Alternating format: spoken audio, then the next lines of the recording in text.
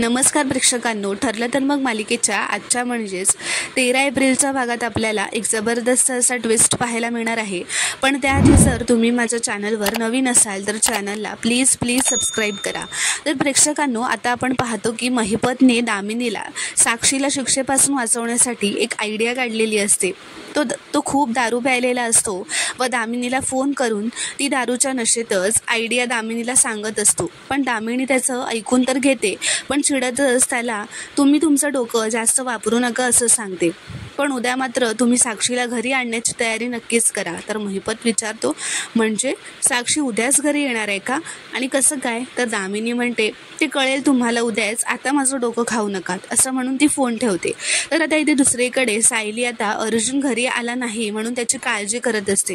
तेवढ्यातच अर्जुन तिथे येतो व तिला सांगतो की आपल्याला जे वाटत होतं तेच झालंय. ती तिकीटं साक्षीनेच बुक केली होती आणि आता त्याचा रेकॉर्डसुद्धा मिळाला आहे आपल्याला. तर सायली म्हणते, म्हणजे प्रिया तेव्हापासूनच साक्षीसाठी काम करते हे सिद्धच झालं. म्हणजे आम्हाला आश्रमातून बाहेर काढून मग पोटदुखीचं नाटक करून विलासला घेऊन आश्रमात पोहोचली आणि मधुभाऊ आश्रमात पोहोचले तेव्हा साक्षी आणि विलास तिथे काहीतरी शोधत असणं, हा साक्षी आणि प्रियाचा किती मोठा प्लॅन होता.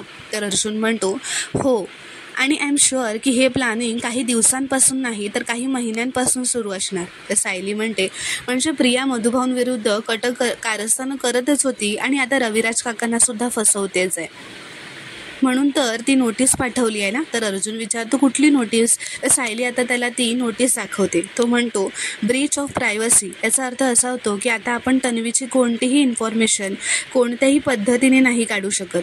ही नोटीस रविराजने अर्जुनला पाठवलेली असते. तर सायली म्हणते, म्हणून तर तिने आता एवढा मोठा तमाशा केला ना. तर अर्जुन म्हणतो, सिनियर मला तन्वीचे फोन रेकॉर्ड्स काढू देणार नाही हे माहीतच होतं. सायली म्हणते, प्रियाचा खरा चेहरा सगळ्यांसमोर आणण्यासाठी आपल्याला काहीतरी मार्ग सापडेलच. तिचा हा खोटेपणा ना कधी घरच्यांसमोर आणते असं झालंय मला. तर आता विमल सायली व अर्जुनच्या खोलीत येते व एक लिफाफा घेऊन येते, अर्जुनकडे देते. अर्जुन उघडून बघतो व म्हणतो, दामिनीने नोटीस पाठवली आहे, उद्या आपल्याला कोर्टात हजर राहायचंय.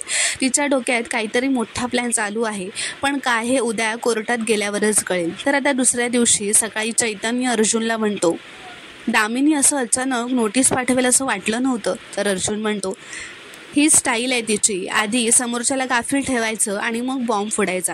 चैतन्य म्हणतो, मला तर भीती वाटते की ती फेक पुरावे काढेल आणि हे सिद्ध करेल की मधुभाऊंनीच विलासचा खून केलाय. तर आता सायली तेवढ्यातच चहा घेऊन त्यांच्या खोलीत आलेली असते. सायली हे चैतन्याचं बोलणं ऐकते व खूपच घाबरून जाते. जोरातच ओरडून म्हणते, काय? आणि सायली खूपच घाबरते. तिच्या हातून तो चहाचा कपसुद्धा खाली पडतो. ती म्हणते की खरंच असं होऊ शकतं का? अहो सांगा ना मला, असं ती खूपच पॅनिक होऊन अर्जुनला विचारते. आता अर्जुन तिला शांत करतो, बसवतो, पाणी देतो. सायली शांत होते व म्हणते, अहो जेव्हापासून ना कोर्टात जाण्याची नोटीस मिळाली आहे तेव्हापासून मला चैनच पडत नाही आहे. तर अर्जुन म्हणतो, शांत व्हा तुम्ही, ती खोटे पुरावे इतके क्रिएट नाही करू शकणार, रिलॅक्स.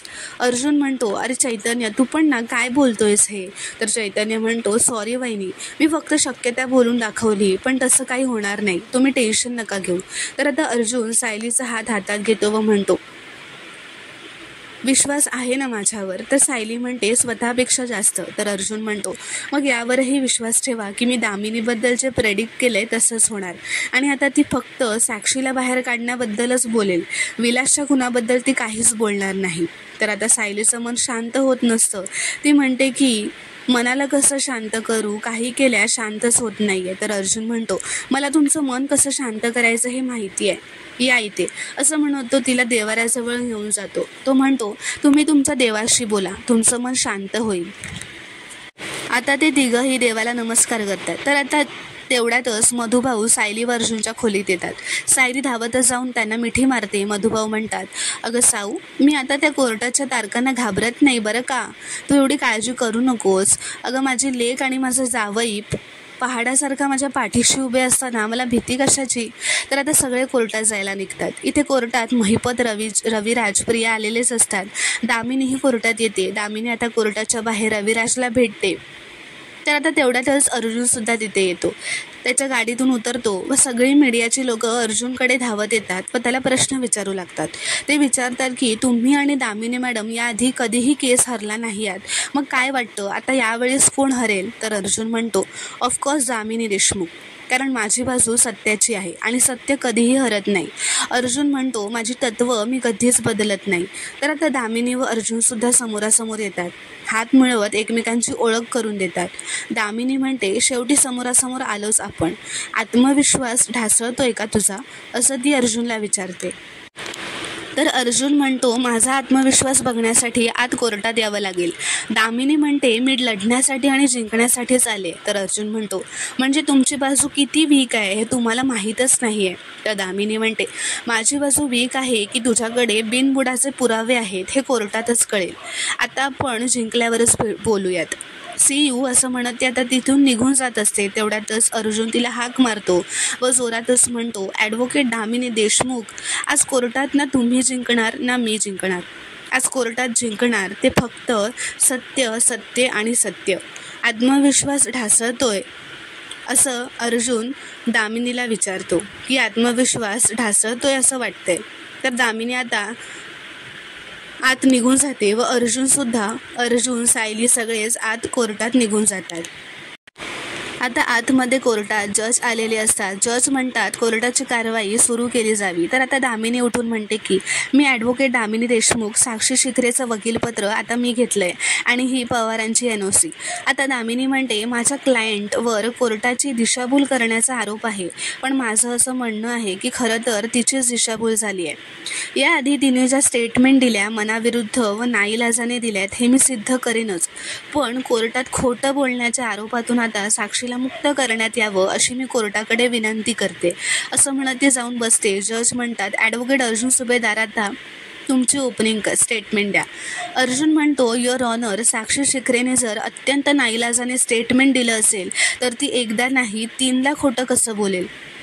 खोटे साक्षीदार खोट्या आयडेंटिटीज कशा क्रिएट करेल आणि हे सगळं मनाविरुद्ध कसं होऊ शकतं याचा विचार कोर्टानेच करावा. व तो जाऊन बसतो.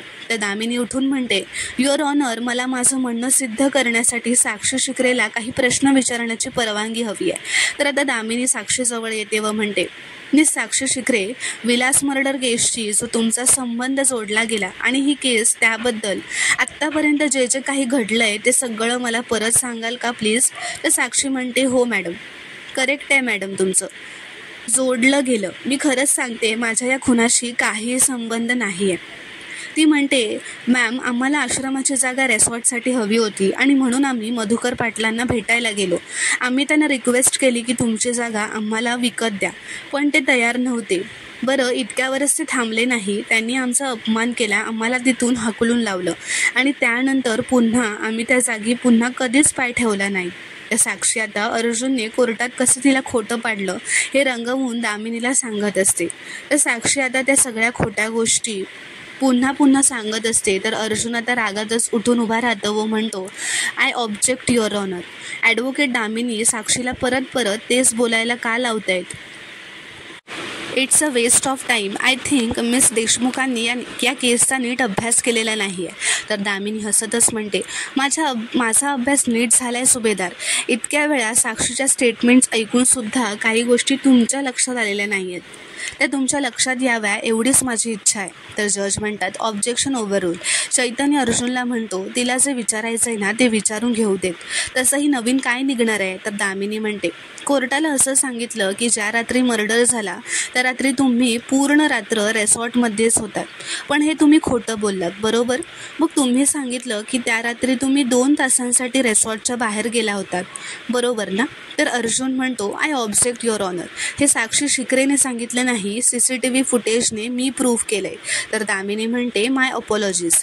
दामिनी साक्षीला म्हणते अर्जुन सुभेदारने हे सिद्ध केलं की 2 तासांसाठी तुम्ही रेसॉर्टच्या बाहेर गेलात, मग शिवानी नावाच्या मुलीला भेटलात, बरोबर?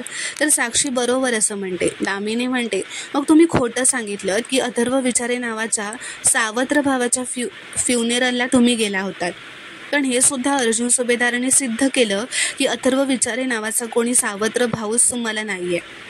तुम्ही एका वेगळ्याच माणसाची आयडेंटिटी चोरून एका वेगळाच माणूस क्रिएट केला. म्हणजे हे सुद्धा तुम्ही कोर्टात खोटं बोललायत, बरोबर? तर साक्षी म्हणते हो बरोबर. तर दामिनी विचारते, मी जे काय बोलले त्याला तुम्ही सहमत आहात ना अर्जुन सुभेदार? तर अर्जुनसुद्धा हो म्हणतो. तर दामिनी म्हणते, नाही, मी तुमचं क्रेडिट घेत नाही आहे, हे सगळं तुम्हीच कोर्टात सिद्ध केलं आहे. तुमच्यामुळेच कोर्टाला कळलं आहे की साक्षी शिकरे ही परत परत कोर्टात खोटं बोलली आहे. तर प्रिया आता रविराजला हळूच म्हणते, बाबा मला असं का वाटतंय ही साक्षीच्या विरोधात बोलते, असं का करते ही? तर रविराज म्हणतो, तिचे हे प्रश्न साधे सरळ दिसत नाही आहेत, काहीतरी प्लॅन दिसतोय तिचा यामागे. तर आता साक्षी दामिनीला म्हणते, मॅम मी आधीच कोर्टाला या सगळ्या गोष्टी क्लिअर केल्यात, आता पुन्हा नको ते, मला याचा ट्रॉमा होतो. तर दामिनी म्हणते, अरे खोटं बोलण्याचा कसला आलाय ट्रॉमा? दामिनी म्हणते, आता मी जो तुम्हाला प्रश्न विचारणार आहे ना त्याचं खरं म्हणजे अगदी खरं खरं उत्तर द्यायचं. ती विचारते, तुम्ही कोर्टात 3 वेळा खोटं बोललात, का बोललात खोटं, असं ती विचारते. तर साक्षी म्हणते, कारण मला माझ्या वकिलांनी खोटं बोलायला सांगितलं होतं. तर दामिनी म्हणते, व्हॉट? सॉरी मला कळलं नाही नीट, कोणी खोटं बोलायला लावलं होतं? तर साक्षी म्हणते, माझ्या वकिलांनी, ॲडव्होकेट पवार. तर दामिनी जजला सांगते, मी साक्षी शिकरे म्हणतायत त्यांच्याच वकिलांनी त्यांना खोटं बोलायला सांगितलं होतं. साक्षी म्हणते, मी खरं सांगते मॅम, त्यांनी मला खोटं बोलायला सांगितलं होतं. ते बोलले जर मी खरं बोलले ना तर ॲडव्होकेट सुभेदार माझा त्या खुनाशी संबंध जोडतील. तर अर्जुन आता उभा राहून म्हणतो, ऑब्जेक्शन मिलॉर्ड, साक्षी शिकरे कोर्टाची दिशाभूल करतायत आणि कुठल्याही पुराव्याशिवाय ते माझ्यावर आरोप करू शकत नाही. ते साक्षी दामिनीला म्हणते, मॅम मी खरंच काहीच केलेलं नाही आहे, मला भीती वाटत होती की मला खुनी ठरवलं जाईल, पण मी निर्दोष आहे. त्या क्षणाला मला काहीच सुचत नव्हतं, मला फक्त एकच रस्ता दिसत होता की माझ्या वकिलाचं ऐकावं आणि तेच केलं मी. माझ्या वकिलांनी सांगितलं आज हे असं बोल, उद्या हे तसं खोटं बोल, मी तसंच बोलत गेले. मला माझ्या वकिलांनी अशी खोटी कागदपत्र तयार करायची आहेत हे सुद्धा सांगितलं आणि मी तेच केलं मॅम. त्या दामिनी म्हणते, नाही मिसेस शिकरे, तुम्ही सुशिक्षित आहात, तुम्हाला कळायला पाहिजे की कोर्टात खोटं बोलणं हा खूप मोठा गुन्हा आहे. त्या साक्षी म्हणते, त्याची कल्पना आहे मला मॅडम, पण खुनाचा आरोप हा त्यापेक्षाही जास्त मोठा आहे ना. साक्षी आता नाटक करतच म्हणते, मॅम मी एक सामान्य मुलगी आहे जिची साधी स्वप्न होती, एक छान रिसॉर्ट बांधायचं आणि मेहनतीने पैसे कमवायचे. माझ्या ध्यानीमनी नसताना सुद्धा माझ्यावर खुनाचा आरोप केला गेला. माझ्या डोळ्यासमोर माझं आयुष्य उद्ध्वस्त होताना दिसत होतं. मी काय करणार होते अजून? मला या सगळ्यात एकच पर्याय दिसत होता की वकिलाचं ऐकायचं. मला पवार वकिलांनी सांगितलं की खोटं बोलणं हा सुटण्याचा एकमेव मार्ग आहे आणि मी तेच केलं. तर दामिनी म्हणते, आमचा व्यवसाय खूप उदात्त आहे मिसेस साक्षी, आम्ही खूप मेहनत घेतो. दोषी असलेल्याला शिक्षा व्हावी, निर्दोष असलेल्याला असेल तो मुक्त सुटावा, आम्ही मदत करायला नेहमीच तयार असतो. पण प्रत्येक व्यवसायात असतात तसे या व्यवसायातही सुद्धा अपवाद आहेतच, ॲडव्होकेट पवारांसारखे. तर आता दामिनी म्हणते, पण तरीही मिसेस शिकरे तुम्हाला याची जाणीव व्हायला हवी होती की तुमचं काहीतरी चुकतंय. कधी ॲडव्होकेट पवारांना विरोध केला नाही का तुम्ही? तर साक्षी म्हणते, मॅम माझ्या लक्षात येत होतं पण मी हेल्पलेस होते. मला खूप वेळा असं वाटत होतं की हे चूक आहे, आपण असं खोटं नको बोलायला, कोर्टासमोर हे चूक आहे, पण ते हटतच नव्हते. मी खूप वेळा पवारांना हे सांगण्याचा प्रयत्न केला पण माझ्याकडे पर्यायच नव्हता. आणि असं म्हणतातच ना की डॉक्टर आणि वकिलांचं नेहमी ऐकावं, मी तेच केलं. मी आज सगळं खरं बोलते आहे मॅम. ती जजला असं म्हणते, आज मी जे काही बोलते आहे ते खरं बोलते आहे, फक्त खरं, आणि आजपर्यंत मी जे काही बोलले आहे ते फक्त माझ्या वकिलांच्या सांगण्यावरूनच बोलले आहे. तर मित्रांनो, पुढील भागात आपण पाहणार आहोत की दामिनी जजला म्हणत असते, साक्षी शिकरे ही कोर्टात खोटं बोलली म्हणून तिला 3 महिन्यांची जेलची शिक्षा झाली. पण आत्ताच कोर्टात हे सिद्ध झालं आहे की त्या जे काही बोलल्यात ते मनाविरुद्ध आणि नाईलाजाने बोलल्यात. त्या एक सुजाण नागरिक आहेत, त्यांची या आरोपातून मुक्तता करावी एवढीच माझी कोर्टाकडे विनंती आहे. तर आता अर्जुन साक्षीला म्हणतो, मग मला माझ्या एका प्रश्नाचं उत्तर द्या मिसेस शिकरे, तुम्ही शिवानीला कधी भेटलाच नाहीत. अथर्व विचारे नावाचा तुमचा कोणी सावत्र भाऊच नाही आहे. मग त्या रात्री रिसॉर्टमधून निघून त्या 2 तासात जेव्हा विलासचा खून झाला होता तेव्हा तुम्ही कुठे होतात? तर आता हा प्रश्न ऐकताच साक्षी मात्र खूपच घाबरलेली असते. हे तिच्या चेहऱ्यावरच दिसत असतं. तर मित्रांनो, पुढील भागात काय होणार, साक्षी आता अर्जुनच्या प्रश्नांना कशी उत्तरं देणार हे पाहणं खूपच रोमांचक ठरणार आहे. व्हिडिओ पूर्ण बघितल्याबद्दल धन्यवाद. व्हिडिओ आवडल्यास कॉमेंटमध्ये नक्की कळवा व चॅनलला प्लीज सबस्क्राईब करा.